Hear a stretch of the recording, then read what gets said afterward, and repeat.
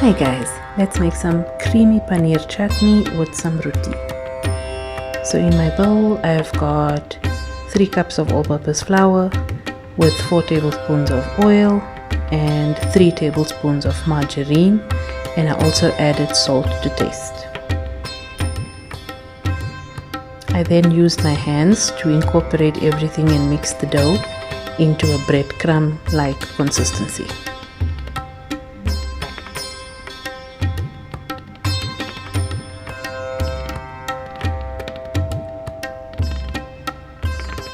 So here you can see the dough is like breadcrumbs. This is the consistency that I use, and then I add in boiling water from the kettle. It's not lukewarm, it's boiling. The hotter your water, the softer your roti. And then I just mix everything together with my spoon until my dough is safe enough to mix by hand.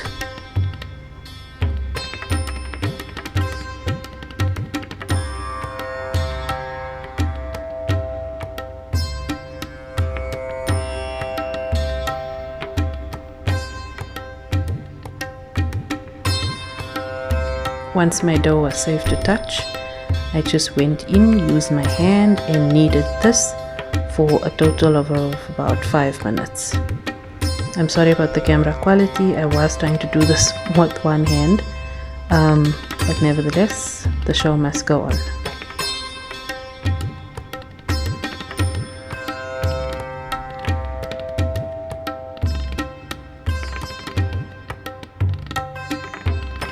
Once your dough is completely kneaded, you'll see that there isn't any dough left on your hands and your bowl as well. It's also soft to the touch, and at this point I covered it with a warm tea towel and just set it aside.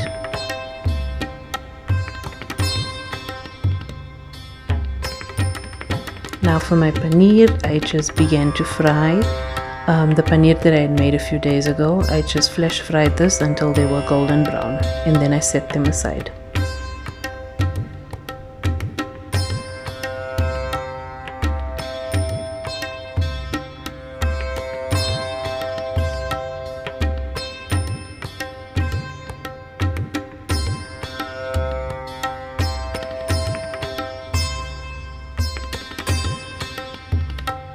For my paneer chutney, I just fried up an onion with 1 green chili and a few curry leaves, to which I then added a teaspoon of ginger and garlic when they were brown.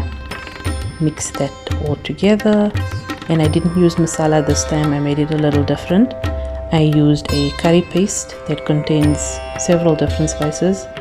It's one that I bought from Checkers by someone called Fusion Spices. Yeah, so I just used a teaspoon and a half of my curry paste. Just mix that all together, and I allowed this to fry for 2 to 3 minutes.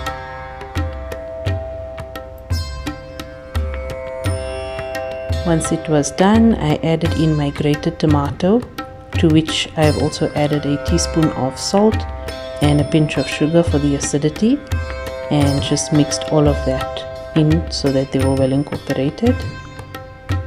And then I allowed this to cook on a medium heat for approximately 10 to 15 minutes.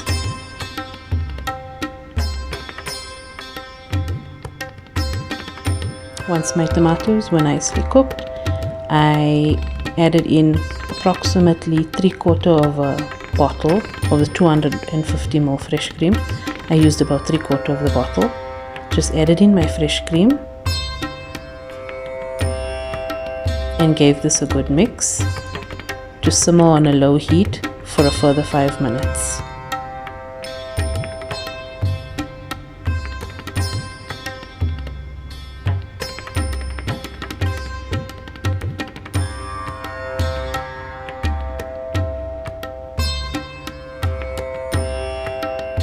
Once that was done, I was then ready to thicken my gravy up. So I just made a bit of a slurry with some corn flour and water. I added my slurry to my chutney and then just allowed it to thicken up for a further 5 minutes.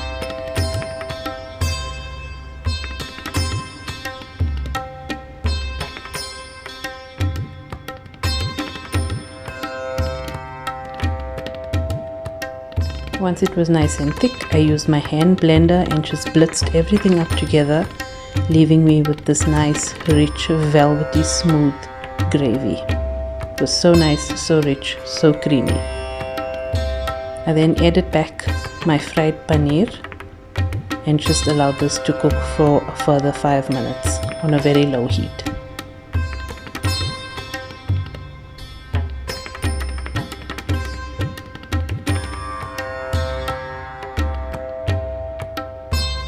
Then I began with my roti. I just rolled out my dough, as you can see, and then I added dollops of margarine everywhere, and then just used my hand to rub that in so that the entire circuit of dough was covered in margarine.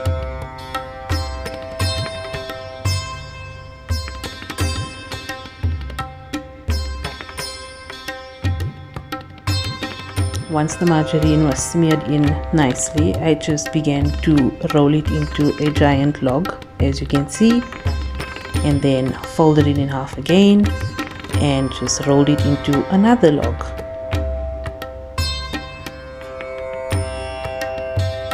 So once my dough snake was formed, I just proceeded to cut it into my desired sizes.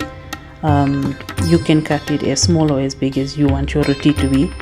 These yielded about 12 medium-sized rotis, and this was with 3 cups of flour.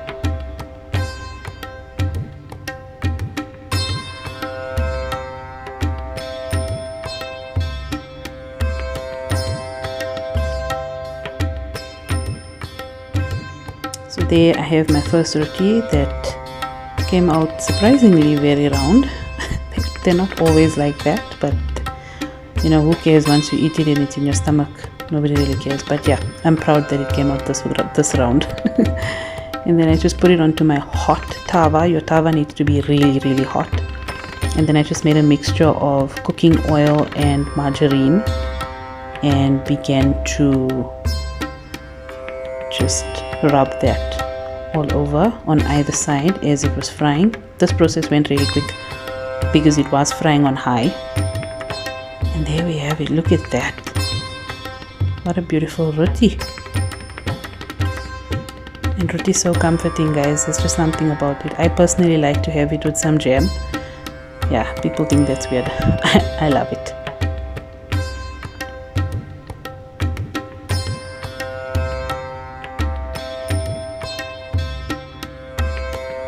And then I just went on and fried another one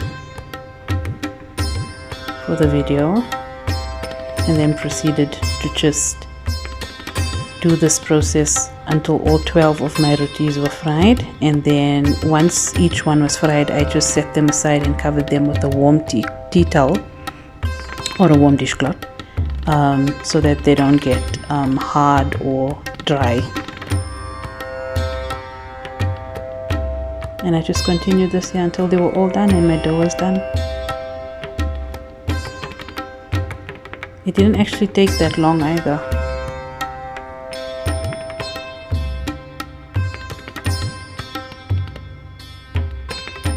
And that was it. And there we have our delicious, hearty, creamy paneer chutney with soft roti. I hope you enjoyed my video. Please subscribe to my channel Cooking with Kola and follow me on Facebook with the same name, Cooking with Kola. Thank you. Bye.